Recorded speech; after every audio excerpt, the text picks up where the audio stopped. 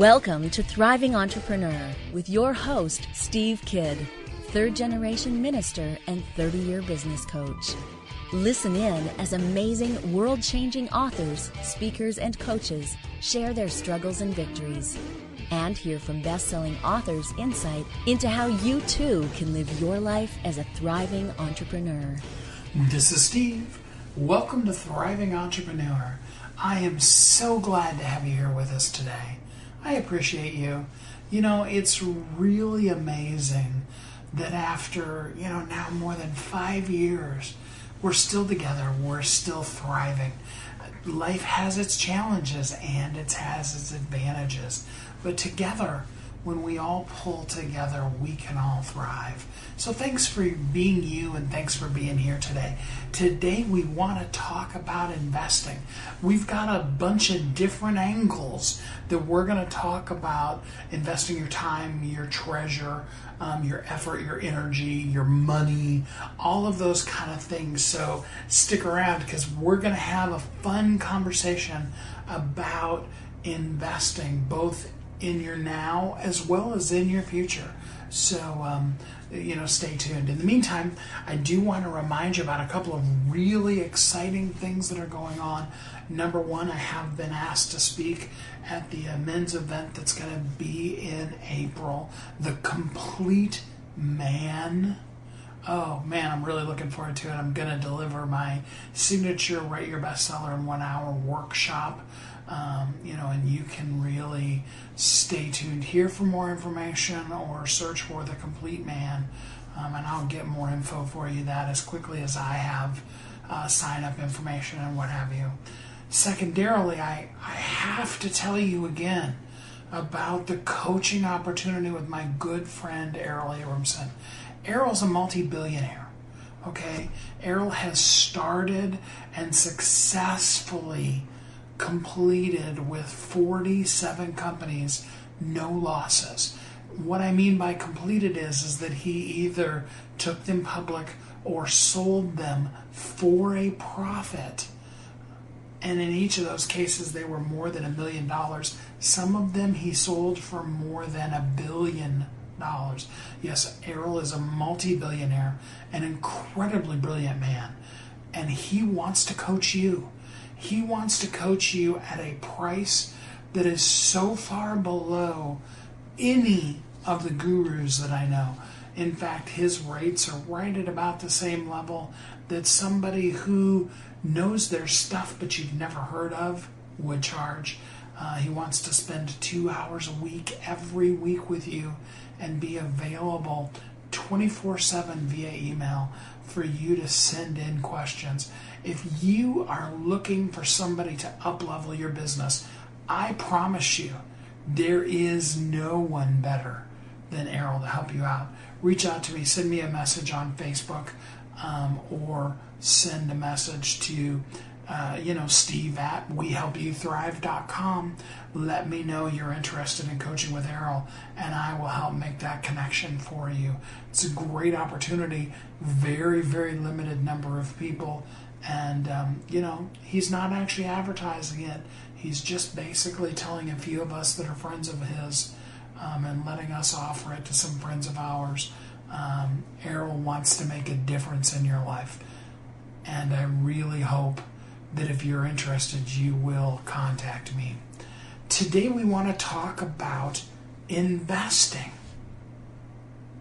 And I know, if you're like me, that sometimes investing can be a little scary, right? Right? We look around and we think of the little bit of money we have. And so I think of over the course of my life, when you're a young adult, often opportunities arise, but the money is just not there.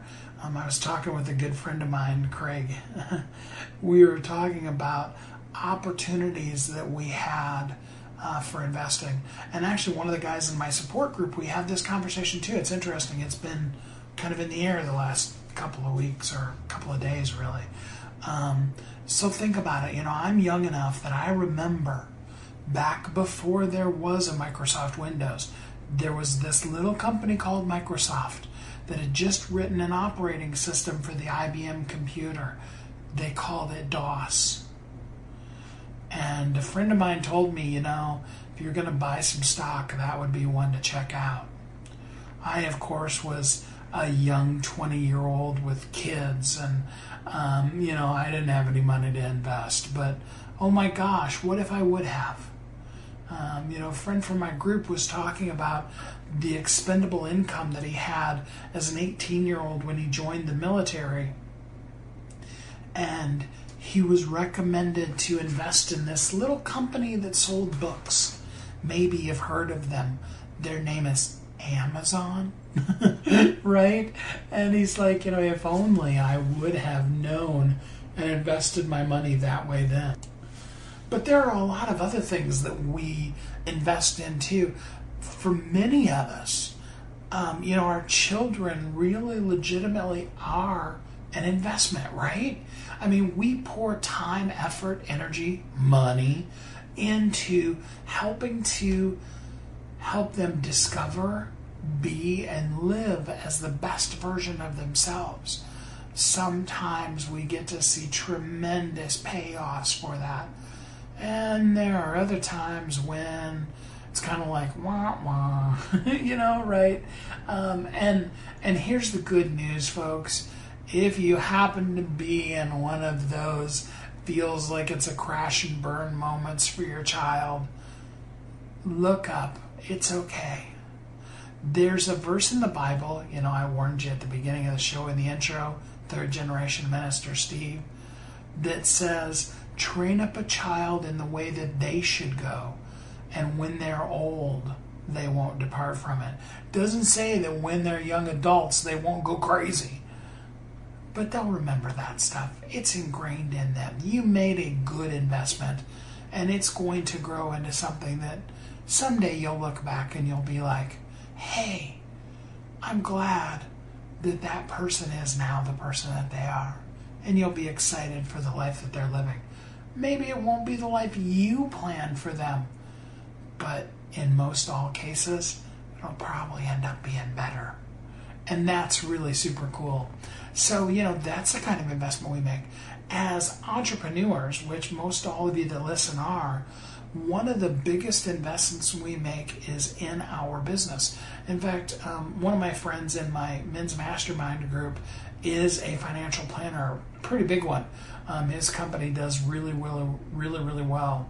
And he said, honestly, most business owners, their primary, sometimes even only investment is their business, because it makes more financial sense to put money back into the company than it does in any other thing they could invest in. And so think about that for a minute. If you have a sales funnel, one that's worked out the way it's supposed to be, where you have a marketing program and the marketing program costs X, and from that it drives X number of leads, and you have a closing percentage of, and I know I'm talking an Excel spreadsheet to you, but ultimately, if you've ever watched Shark Tank, sometimes you've probably heard them talk about what is your cost of customer acquisition.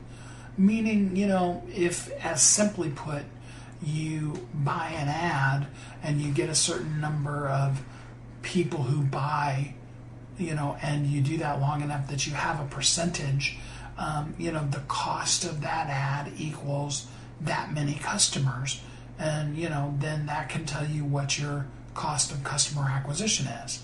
It doesn't really matter how much that is, as long as what you then are charging the customer not only covers your cost, but it also covers the cost of the advertising, the cost of fulfilling the contract, and that there's a profit margin for the company.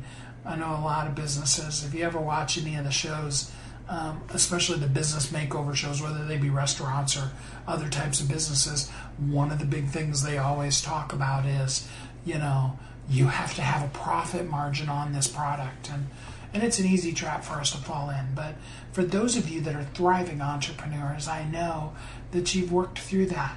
You have a cost of customer acquisition. And in many cases, not all of them, but in many cases, putting the money in what we would call the top of the funnel is the best way to reinvest that money. You could just simply drive more customers. Now, you need to be smart about that, because you can put too many customers into your company and overload your company and cause it to kind of choke out. Is the only way I can really think to express that. But if you do it right, you can grow calmly and steadily, or maybe even a little bit uncalmly, but steadily, and get the rate of return from your company that you would never get in any type of investment. So there's those kind of angles too. Another way of thinking of it is that as you build that business, eventually one of your potential exit strategies for your business is to sell it. And all of that time, effort, and energy that you put into it then pops out the other side as this really big check. I have a good friend of mine that actually just went through the sale of his business.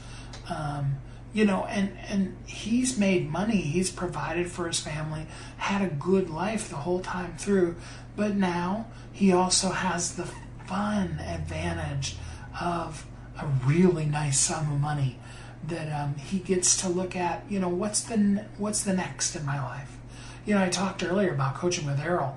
That's one of the things he'll immediately tell you is, number one, you should be building your business with the exit strategy in mind. How are you going to either go public with it or sell it? If you are going to sell it, who are you going to sell it to? Those kind of things, so that your time, effort, energy, and money are equaling a return. And a lot of times that percentage of return is so much greater than you would get in pretty much any of the other investment strategies that we could talk to you about. So that's another option. Then, of course, there is just pure investing. There are people who do real estate investing. One of our guests today is actually going to talk about a great new program that I wish I would have known for sure a couple of years ago, probably even sooner than that, about that I'm really excited to present to you to really kind of help you out if you're new, especially at real estate investing. And then there's the more traditional type of investment strategies, the stock market, bonds. Do I buy gold? What are the kind of things I should invest in?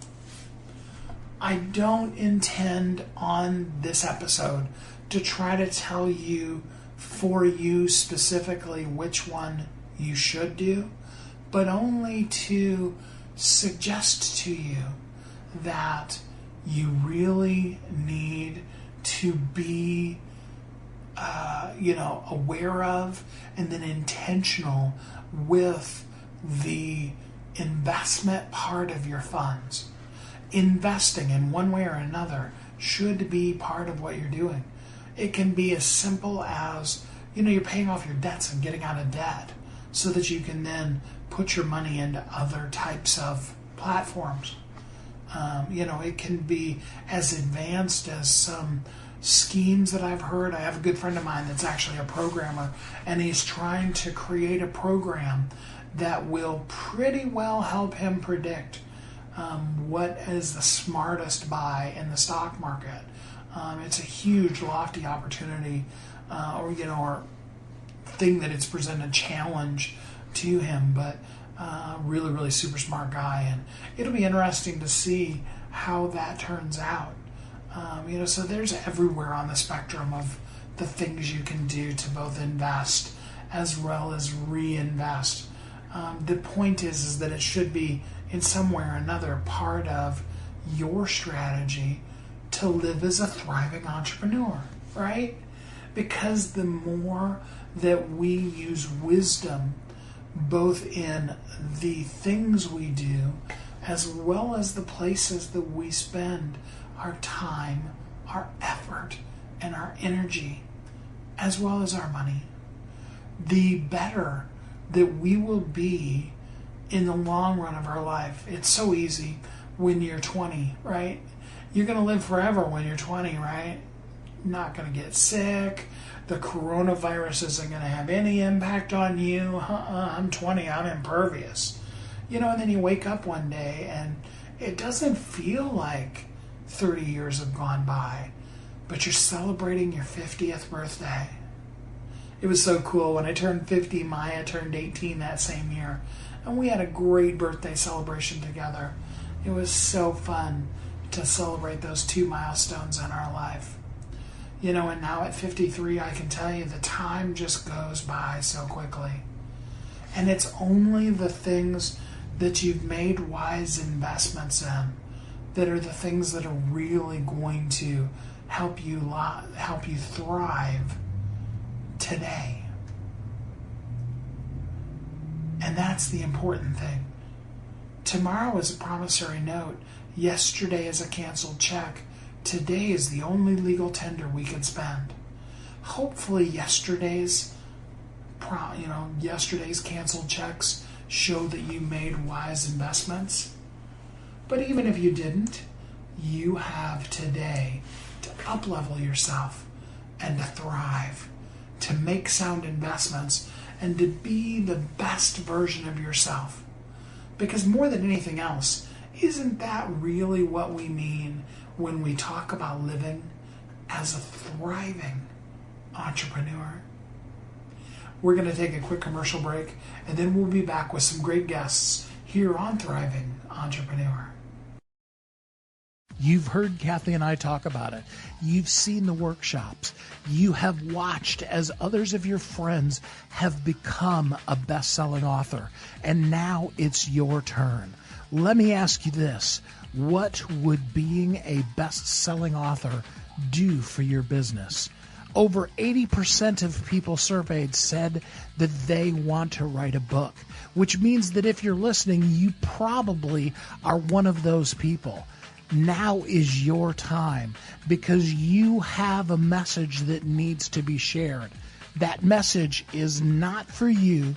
It's not for your ego. It is because it serves other people.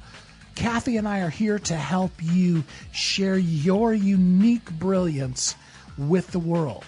All you need to do is go to WeHelpYouThrive.com, check us out, and find out how you can be a best-selling Welcome author back to Thriving today. Entrepreneur. This is Steve. Welcome back. Thanks for listening to Thriving Entrepreneur today. I hope today finds you in a great place. And so let's jump into it. Let's talk with some really great guests and look at some investment strategies that might be just exactly what you're looking for. Many of you may have thought, I wonder if I could do some investing in real estate. And the thing about it is that if you know what you're doing, it can be a really great opportunity. And if you don't, it can be a really not great opportunity. So in order to be able to help us with that today, I'm joined by best-selling author and an expert in buying and selling on terms, Chris Prefontaine. He's going to talk to us about his book, The New Rules of Real Estate Investing. Hey, Chris, glad to have you here with us on the show today. Well, thanks for having me. I appreciate it. Yeah, so tell us a little bit about your real estate and investing background so we know who you are. Sure, I'll give you the 10,000-foot view without dating myself here. So I go back to like 1991 in real estate, but what I started doing was building single-family homes, and then I kind of transgressed into buying a realty executives franchise. So I put my broker hat on from a builder hat, totally different. Sold that in 2000 to Coldwell Banker, and then started coaching people around North America and doing my own investments. Unfortunately, that led to, or I can in hindsight say fortunately, that led to the debacle of '08, the crash. And that really put a bunch of headaches. And to your earlier point of if you don't know what you're doing, well, we had some big boo-boos during that crash. And that caused us, however, to restructure, re-engineer the entire business, which is now buying on terms only without banks or credit or cash. So dive right into it for us. Tell us, how can you even get a house on terms without credit or cash? That seems Seems like one of those infomercials you see on TV. Yeah, no, I agree. I get that all the time. So we buy them on lease purchase, which we have built into our agreements, a $10 deposit, or we buy them with owner financing, meaning there is no bank. The owner, what we call, holds the paper, so we make payments to the owner, and that's usually with no money down as well. And to top it off, it's with principal monthly payments, no interest. So lease purchase or owner financing primarily. And what kind of term do you have them do? Do they do a full 30-year financing it that way, or? Great question. So we typically, Steve, will do anywhere from 3 to 10 is real typical. And one of the reasons, unless we're saving it for our portfolio longer term, just kind of hanging on to it, which is maybe 10% of our deals, most of our deals we cash out within 3 to 5 years by installing what we call tenant buyer via a rent-to-own program, because they need time. They need time to repair credit, or they need time to save more down payment. They need time no matter what. And so we'll structure the term with our seller long enough to accommodate the buyer we're going to put in there, so we get the property cashed out on or before the end of the term we agree on up front. So how does a person even figure out what house to begin looking at for that? Yeah, so we tend to teach and buy ourselves, because we do both, right? We're in the field every day. It's my son, my son-in-law, my daughter, and a great team. And we buy from either expired listings, or meaning a realtor had it didn't sell, or for sale by owner, or a for rent by owner. And as far as what types, these are usually nice homes. These aren't beat up homes. We will get the occasional anomaly, but for the most part, these are move-in ready, nice homes. And then price-wise, ideally, if I'm teaching someone, I tell them to stay within their median, kind of the sweet spot. So for us, that might be like $220,000 to $700,000. That might be our area. My student in DC might be, $500,000 to $1.2 million. Wherever kind of the median, the sweet spot is, that's where we want to camp out. So if I'm understanding you correctly, then you're not really suggesting find a really crummy house and fix it up kind of a method. It's a little different way of looking at it. Yeah, 100% accurate, because here's a couple takes on that. And I have nothing against rehabbers and flippers. I have them on my podcast, and I have friends that do it. But the fact is, the reason we don't do it is, number one, it's super, super competitive now, especially with all the TV shows out there. Literally, so many people are jumping in the biz. So that does what? That drives profits down. And then third, the biggest thing for me is, I was a realtor for years, as I said. And so to do that transactional, I got to go do a deal to get a check, no longer interests us. The way we do it, instead of flipping a house and getting paid once, every single deal we do on terms has three paydays. It's cash up front, it's cash monthly over time on what we call the monthly spread, and it's cash when we cash out. Those are 3 great paydays for any business owners, and they average around $75,000 a deal. Well, that's a big difference from a one type deal where you get one check and then you got to go do it again. And then every January wake up thinking, man, oh man, I got to go create this transactions all over again to get paid the same amount. That's kind of a depressing thought as you get towards year end. So we create a little bit more of a wealth and cash flow versus one check deals. So now how many deals at any given time are you guys working on? We do, as a family company, we're down to like 2 or 3 a month now. We're as high as 10 a month. And then we partner with students all around North America. So total, we do with them another 12 to 15 a month. And we rev share on those. So they like our deals too. So they get to kind of hold hands with us, learn how to do it, and both of us get paid. And it's no better way to learn, in my opinion. So it's not like, here, go buy this course, good luck. It's, hey, let's lock arms and let's go do deals together. So I kind of like what I'm hearing you say here. So your quote-unquote coaching model is more based on a rev share rather than, come by my program kind of a model. Am I saying that right? You are. We have a very, very low-end foundational model that every mentor, literally, that I speak with says, you're crazy, you should be selling that for, $10,000. We don't. We sell it for very cheap, and because we want everyone to have that base knowledge, and then let's go do deals. So even at our events every year, no one is in the room that didn't go through the base course. So everybody's speaking the same language, so to speak. That's good. So, wow, we could just have a long conversation about things, personally that I'd be interested in. So, is there any things to look out for as far as the kind of houses? What are the gotchas? Well, I wrote a couple of chapters and I talk about my podcast because I'm an open book. So I love this question. Like, I don't want people to think it's all fluffy and easy, right? There are headaches. So, and you just have to know them. So one of them, there's seller side headaches and there's buyer side headaches, right? So the seller side headaches would be pinning yourself to too short of a term. So back, I don't know, 3, 4, 5, 6, 7 years ago, we would take on a term of 2 years. It's okay, but then you're pressed. You have to find your buyer and get them cashed out inside of 2 years. And I just don't need or want that pressure. So now all our deals are longer term. So that's a seller side headache. We've actually structured all our forms and agreements now to handle pretty much anything else that can come up, like inspections or lead or anything crazy. On the buyer's side, there's a bigger headache. On the buyer's side, I saw us do it, and then when we became more mature, I see our students doing it. And that is, you get a house under agreement. You can't wait to get a buyer in there because you get your 3 paydays started.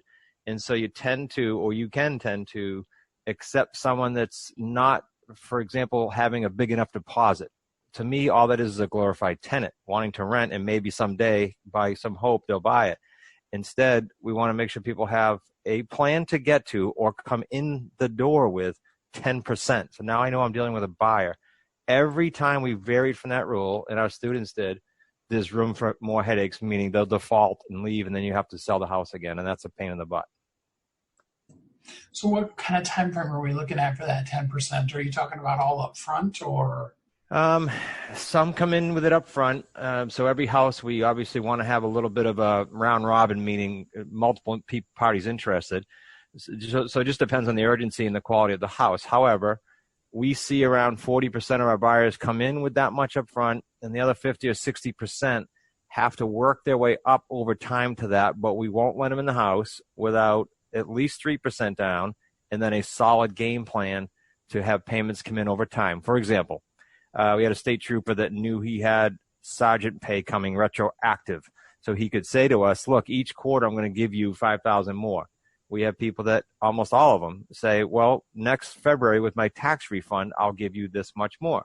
So we put a plan together so that at the end of the term, they are in a much better shape for their mortgage. Bank likes it. They get a better rate. And, of course, we're happy because we had the paydays, and we know we have a solid buyer vested in the home versus just kind of winging it. So as you can tell, we set these guys up to win, or we don't put them in the home.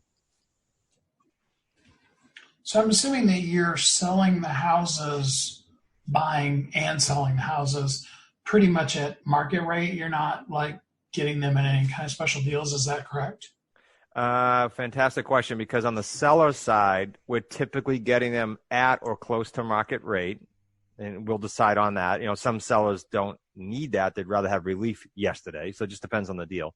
On the buyer's side, once we price the home, and it's usually retail rate, they're not getting a steal on it by any chance. They might even pay a slight premium because we're giving them terms, and we're locking their price in for 2, 3, 4, sometimes 5 years. That's a big benefit. So they walk in this home like they're the homeowner. They do the maintenance like they're a homeowner. They pay for it like a homeowner, but they also capture any market ups or downs like a homeowner. So they are just like one. They just don't have a mortgage yet. So the price is locked in. Okay. All right. I'm just, like I said, we could have a fun conversation, just you and I talking for hours about this all ourselves. It goes deep. I'm trying not to get too detailed, but I'll go in any direction you want. Yeah, absolutely. So give us a reality check. What kind of time and money does a person need to have in order to start on this adventure? Okay, 2 answers. One is after you go through the basic course, you will need things like, and they're all small, but you will need things that we suggest, like a virtual phone system and a VA, a virtual assistant, ideally to call on these properties for you ahead of time. So you're not just blindly calling, you're only speaking with people that want to speak with you. And this whole, the whole system outside of a website, because some people can do their own or they have to hire that out. Outside of a website, the entire thing will cost you around $500 or $600 a month to go ahead and ramp up to about your first 3 deals, maybe 4. And then I'm going to instruct them to get some more help and, start outsourcing some things. But that's pretty significant profits for only $500 or $600 a month when you compare it to any business. And then the website, usually a one-time thing. We build them for some clients, or they go get their own, or they have friends that do it, but they just need somewhere to drive traffic once they get a property. They got to post it and drive buyers to it. So you're pretty much selling them outside of the RMLS system? Oh yeah, we don't have any properties listed with realtors. There's no need for it. Sometimes if a term with a seller is coming up and our buyer had a life event, we've had them all: divorce, leave the state for a sick dad-in-law, all kinds of things come up, life events. If that life event happens towards the end of a term, we sometimes will turn to a realtor because we have no more time left on our seller agreement, and we'll just sell it outright. That has happened plenty of times. So that's the only time we'll deal with realtors. And other than that, mostly they're sending us things, Steve, because me being a realtor in the past for 18 years, I know there are listings that realtors just have to walk away from, whether they're upside down or whatever the challenge is, or buyers that aren't ready. Well, both of those can be referred to us. And so they can look like a hero there and kind of have an answer for every buyer and seller they have. So we deal with them more from a referring to us than we do selling homes. So to kind of put a perspective on it for somebody that didn't expect they were going to be listening to this on the show today, if a person now is inspired to want to maybe dip their toes into real estate investing, what is the first piece of information that they should get to determine whether this is right for them? I'm big on free. So a couple things. One is they can go to my free webinar. If they don't mind listening to me go on for another 50 minutes, they can go through the webinar. It's content rich, but it'll also tell them, hey, if this is something you want to look further into, here's where you go, and it'll direct them to our course. There's also either one of our books. They're both on Amazon. They're both bestsellers. If you want, I can give your listeners, if they mention they heard you and I talking, I can literally, including shipping, ship them a free book, and I can give that link towards the end here. And I mean a hard copy book, and it's not going to be put your card in for shipping. No card needed. We'll ship it. Those are free. The YouTube channel, there's a plethora of deals on the YouTube channel. So again, free. And then if you decide, hey, that's something I want to dig into, great. There's other options for you with the course. That is awesome. So do tell us, what is the best way for people to get in contact with you, to get the free book, those kind of things? Yeah, so go to free, SRECbook.com, free, SRECbook.com, and that'll get you the Real Estate on Your Terms, which is going to be the entire system that you and I just briefly touched upon. And, of course, smartrealestatecoach.com is the main site. The author of the best-selling book, The New Rules of Real Estate Investing, Chris Prefontaine. Some really great stuff, and I do encourage all of you to check it out and see if maybe real estate investing is right for you. Chris, thanks so much for spending some time with us on the show today. Always a pleasure. Thanks, buddy. I don't know about you, but I picked up some exciting, I'm looking forward to looking into more concepts around the concept of real estate investing. I really love it when a guest comes on the show and introduces to me something, brand new way of looking at a thing that can help me begin to, up level my mind. And it's always fun to be able to look into those things and be like, maybe I could. So I hope that you find yourself in that place too. It really is fun to look at the different ways we can invest both our time and our money, and how we can make the most use of it. Because after all, isn't that one of the key ingredients as living as a thriving entrepreneur? We're going to take a quick break, and we will be right back here on Thriving Entrepreneur. You've heard Kathy and I talk about it. You've seen the workshops. You have watched as others of your friends have become a best-selling author. And now it's your turn. Let me ask you this. What would being a best-selling author do for your business? Over 80% of people surveyed said that they want to write a book, which means that if you're listening, you probably are one of those people. Now is your time, because you have a message that needs to be shared. That message is not for you. It's not for your ego. It is because it serves other people. Kathy and I are here to help you share your unique brilliance with the world. All you need to do is go to WeHelpYouThrive.com, check us out, and find out how you can be a best-selling author today. Welcome back to Thriving Entrepreneur. This is Steve. Welcome back. Thanks for listening to Thriving Entrepreneur. Today we're talking about investment, the ways that you can invest your money, the things you can invest your time, your effort, your energy, and yes, your money in. There are some really off-the-wall ways of doing it, and then there's some more traditional ways. And we just really want you to have the information so that you can invest in a way that's best for you to help you maximize your profit and your profitability, and be able to live throughout all of your life the thriving life that you're looking forward to. Isn't that really one of the best ways to live as a thriving entrepreneur? Investing. So you have a little bit of money, or you wish you did, and you want to prepare for your future as well as other things. What is the best way to invest? How do you grow your money and make it work for you? Aren't you glad that I asked? Well, I'm glad that I have with me a professional at that. His name, Justin Goodbread. He's going to help you today with business growth, wealth management, and financial education. Justin, thanks for being here with us. Steve, thanks for having me, brother. Tell us just a little bit about who you are. Sure. I'm an old country boy from South Georgia. Grew up near the swamp, near the ocean, just about an hour below Savannah, Georgia. Sold my first business when I was just over the age of 20. Sold my second and my third business in my late 20s, early 30s. And now I currently own 4 businesses and loving life. I live in East Tennessee. Wife and 3 beautiful kids, live on a small farm looking over the Tennessee River and the Cumberland Mountains.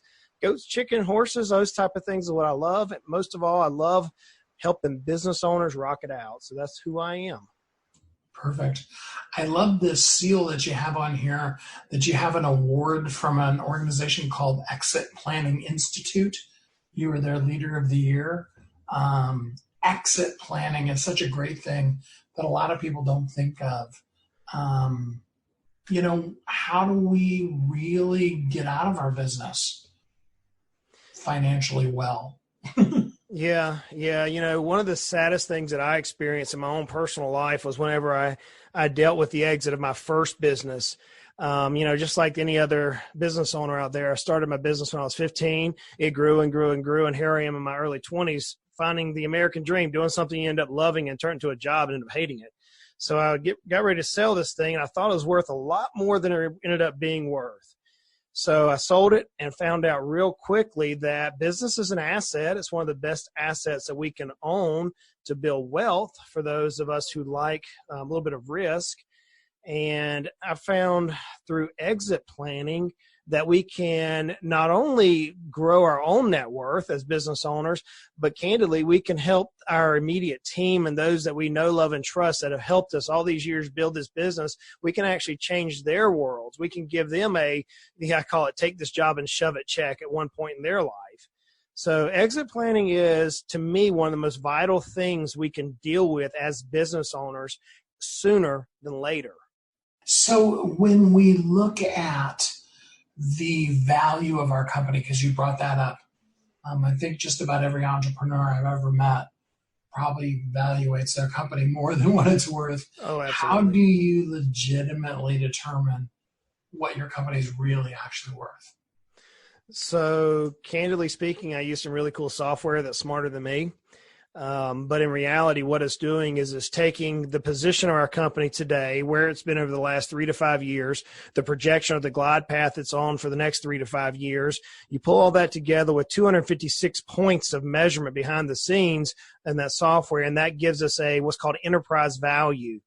I can create values, or I can do a valuation for businesses that could be between a range. The truth of the matter is, though, Steve, at the end of the day, the true value of your business is what someone's willing to pay for it. That's the reality of it. So many times we business owners, myself included, friends, we business owners think our businesses are worth so much more than they actually are. The danger is, and this is where my heart is, Steve, is that whenever we're looking at value or trying to grow our net worth, here's some stats that just drive me crazy. 80% of our net worth as business owners is wrapped up in our business. So the very thing that we're going to try to use to help us in our retirement, to help our team and our family in our retirement, is this business that we burn our blood, sweat, and tears in. But only a small amount, less than about 16% of businesses actually sell. And of those that actually sell, only 3% actually make the ultimate sell. What I mean, the ultimate sell is they sell for what the business owner thinks they're worth. Only 3% of businesses actually do that. So whenever you're trying to value a business, it's scientifically easy. There's lots of books written about it. But for us business owners, it's hard to stomach the fact that our business is probably not worth what we think it's worth. So at what point, because one of the powers of having your business is the cash flow, even though its net worth isn't necessarily much. At what point do we know that it's time to be able to, not be in that business anymore, as opposed to just living on that cash flow that's provided a pretty good living for us? Yeah, I'm going to say something I typically lose a lot of business owners on. That's okay, and it's my belief. Feel free to make it yours. Okay, I don't believe a lot of people who have businesses truly, or say they're business owners, truly are business owners. Many times we have what's called a lifestyle business. We build this company which provides us a higher income than that of maybe be serving as an employee somewhere else. But oftentimes the business is solely centered around us and our ability. We're at the epicenter of our business many times as business owners. And in that case, we don't have a business. We have a glorified job. What I try to strive with our clients is to show them that you can systematically over a period of time move yourself from the epicenter to where where everything surrounds you, the business owner, to now where you can go to the beach, so to speak. You can go on that big hunting trip, or you can do whatever it is that your heart desires, and that business will sustain itself without you, not just for a week, but consistently over time it'll sustain itself. So one of the things that I try to strive for is to help business owners realize, number one, there is a true business, and that is one that consistently stay without you involved. Number two, whenever you build the business to where you're not at the epicenter of that business, and your personal finances are designed to where now you know that the sale of business will meet your personal expectations, then you're ready to sell or to exit that business whenever the value of the business and your opportunity correlates or intersects with each other. And so at that time, whenever the business value reaches the sell price that you need and your personal finances are ready for that exit, at that point is when you're going to try to sell the business. Okay, so now we're dipping our wing a little bit into the personal finance end of things. What are some of the things that you found that business owners especially don't really prepare for themselves in their personal finances? There's a statistic that shocks me, and I almost want to say shame on you. In fact, on my podcast, and even in the book that I wrote, I actually said this as an adjunct type of a comment. 75% of business owners don't even have a flipping financial plan. We haven't slowed down enough to even do a personal, simple financial plan. 75% of business owners. And I want to say shame on you. Because if you cannot even your own personal finances track where you're going, then how in the world are you going to make that business reach where it wants to go? So the number one thing that I see, man, is we don't take the time to even do a little bit of planning for ourselves. And in my case, my own personal life, a little bit pulling back who I am, I can remember my wife early on in my third business saying, almost crying on the pillow saying, are we going to be able to pay our bills tomorrow? And so I realized at that point that I could see the way the flows worked, but because she wasn't active in the business and could see all the things that I was seeing, I needed to take some time back and put together a true financial plan, one that helped me minimize taxes and help me with the budgeting of our family and help me with all the stupid insurances that we got to deal with and legal documents and all these investing things, bring it all together so that my wife could see the picture. And here I am, a certified financial planner, a national award-winning certified financial planner, and my own bride didn't even know what we were dealing with. So I understand business owners. We jump in the business and we're trying to run it out. We're trying to just make the next buck, the next sale, trying to do whatever we're trying to do to grow our business. But time out, folk. Go back into your personal finance and get just a simple, comprehensive financial plan. If you do that, your personal finance will be so much better. And your significant other, my spouse in my case, she can actually go to sleep at night without having to worry about money. So, dude, Steve, that's the number one thing that I see with business owners is we don't even take the time to make sure the home front is solidified. Mm-hmm. So if you were to be pinned down to a step one, you would definitely say step one is your personal finances? So whenever I have clients engage us, so in fact, every day we have people nationally call us and say, hey, Justin, I heard you so-and-so, I heard you speaking at this conference. I heard you here. In fact, just this last week, I had another firm with CFPs, CEPAs, all these different designations that I have called me and said, hey, Justin, we want you to help us in our personal planning and our business planning. And step one for me is walking every single person. Our firm is the very first things we walk everybody through a personal financial plan. Before we ever jump into the business, before we ever work on strategic planning or value growth or exit planning or all these things that we help the business owner do, we want to make sure that the home front is solidified. I relate it to boating here in East Tennessee. We have some beautiful lakes around us. It doesn't do us any good to get the boat up on plane if we got holes in the boat.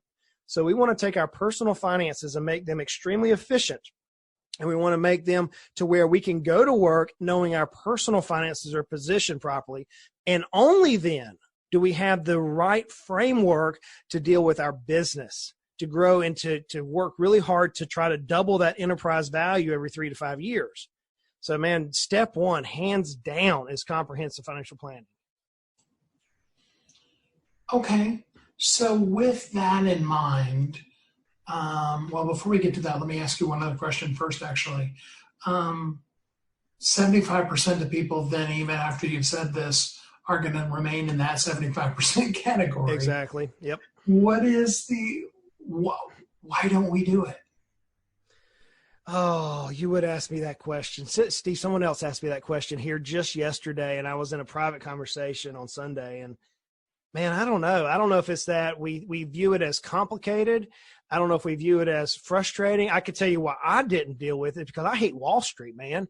I get so stinking tired of the financial industry trying to sell me, a business owner, this idea that I need to take as much money as I can and throw into Wall Street's coffers so they can grow it for me. I think that's a load of horse malarkey. I don't think we business owners are designed that way. I view business owners as the number one asset we have is our business, not some 401k somewhere that some guy in a suit and tie wants me to stick as much money in. So maybe we business owners view Wall Street as I do. And so therefore we just say, forget it. I'm not going to mess with Wall Street because they don't understand me. So perhaps that's it, man. That's the only thing I can come up with, Steve, because that's the emotions that I have personally as a business owner of multiple businesses. Okay, that makes sense. So let's give people some practical things they can do rather than just throwing their money into the Wall Street lottery to create a solid business for the home front. Yeah, so here's the process that we walk folks through, and this is ultra simple, stupid simple here. If you're married or if you have a significant other, the very first thing we ask our clients to do is walk into separate rooms and write down your top 10 goals that you have. You're like, Justin, seriously? Yeah, seriously. Write down your top 10 goals. They don't even have to be business related. Once you come out and once you and your significant other or spouse do that particular task, come out and compare and pick out the top 3 goals that you both agree on, that you both have written down. And that's not uncommon for a family unit or for partners to have 3, 4, or 5 different common goals. Once you know those common goals, step number 2 is quantify the goals. Be ultra specific. Don't just say, I want to, quote, retire at age 60. Say, I want to retire at age 60 with an after-tax income of $80,000 a year, and I want to travel the country spending $20,000 a year while I go to my beach house in South Florida that has a pink siding and a black tin roof, whatever the information is. Be as specific as possible. So that's step one whenever you're doing personal planning. Step two is that you have to get rid of the things which you have to plug the holes in the boat. You have to get rid of those things which are causing us to lose wealth. And that is taxes. Number one, you have to have a comprehensive tax plan. So hire a good planner who understands taxes and let them show you how we as business owners can legally and effectively use the tax code to build our net worth. Then you have to get rid of interest. All those things, all those debts that we have. I feel like Dave Ramsey many times saying, hey, get rid of the debt. But we have to get rid of debt, but we need to do it strategically. In fact, I did a strategic debt paydown course on our website that deals with this for business owners. Then after the interest, we have to cover the insurances. Most of us don't realize how much we waste in insurance dollars. We're sold things. So if you just stopped right there and you said, all I'm going to do in this next quarter of this year, the next 6 months of the year, is come up with the top goals and then devise a tax plan, an insurance plan, an interest reduction plan, you have made more strides on your personal finances than the average person out there. And you can position your mind to saying, hey, I do need some professional help, or, you know what, I can armchair quarterback this myself. So those would be some topics that I would say that are hands down some of the first things you deal with. That is such good stuff. Really answers some good questions for people. I do really hope that people will jump in and really start working on not being in that 75%. Justin, is there a way that somebody that wants to go deeper with you could contact you?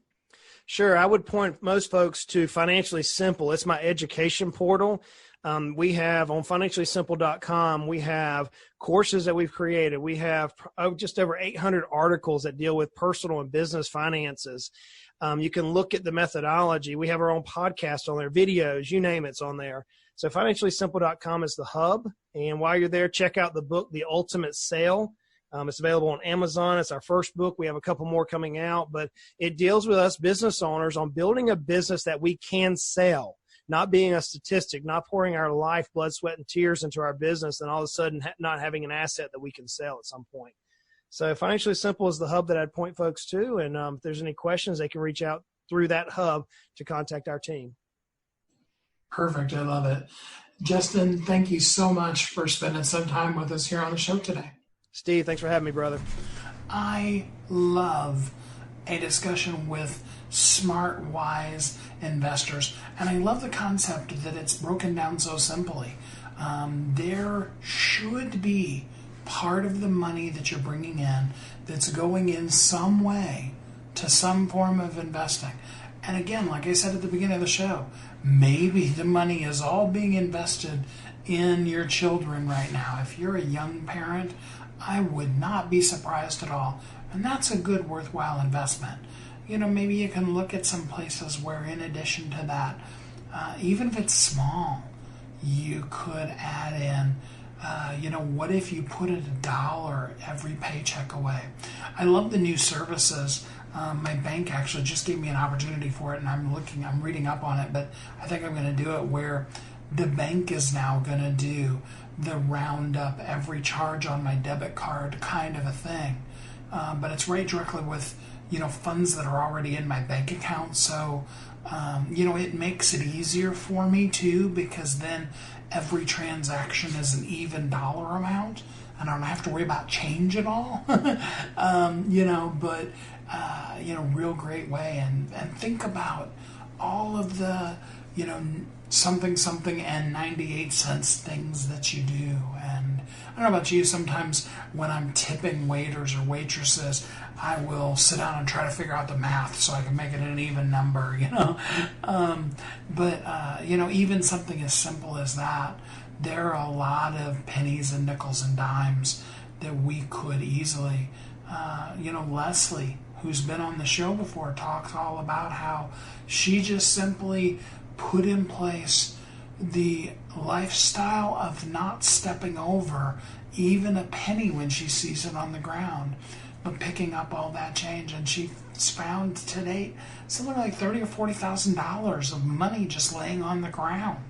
It's been over a course of like 4 or 5 years, but just imagine the kind of if you had all of the pennies that you've seen on the ground that you didn't pick up, if you had all of them over the course of a lifetime. Anyway, I hope that will help and encourage you. One of the best investments you can make after investing in your own personal development, which is so important to be the best version of yourself, but is to understand that all of us are here for one major reason, and that is to serve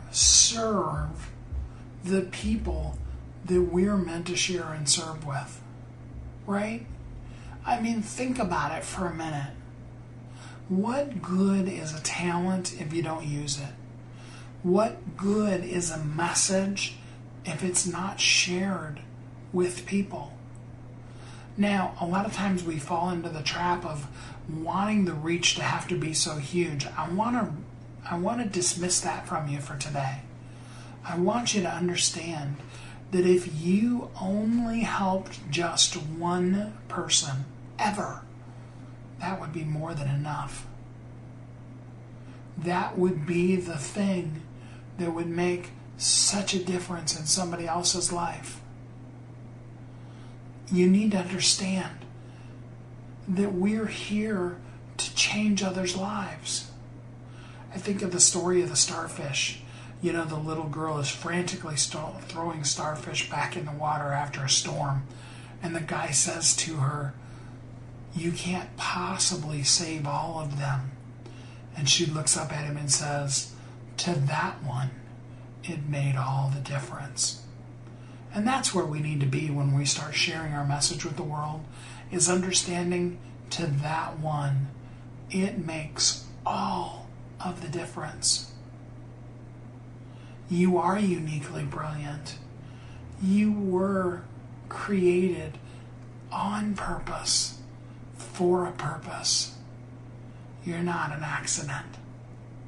And the world needs you. Share your message with the world. Give of yourself.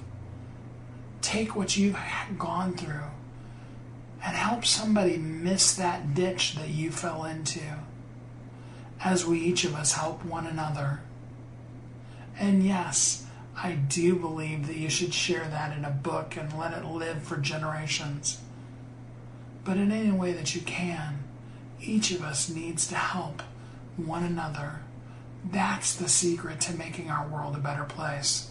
That's, more than anything else, the best investment we can make, and what will yield the return of living as a thriving entrepreneur. I want that for you, and I know you want it for yourself too. I hope that you're in a great place, and until next time, I hope that you have an incredibly blessed, wonderful, and great week. Thanks for listening to Thriving Entrepreneur today. If you want to get your question answered, send an email to questions@wehelpyouthrive.com. We look forward to you joining us again next time. You've heard Kathy and I talk about it. You've seen the workshops. You have watched as others of your friends have become a best-selling author. And now it's your turn. Let me ask you this. What would being a best-selling author do for your business? Over 80% of people surveyed said that they want to write a book, which means that if you're listening, you probably are one of those people. Now is your time, because you have a message that needs to be shared. That message is not for you. It's not for your ego. It is because it serves other people. Kathy and I are here to help you share your unique brilliance with the world. All you need to do is go to wehelpyouthrive.com, check us out, and find out how you can be a best-selling author today.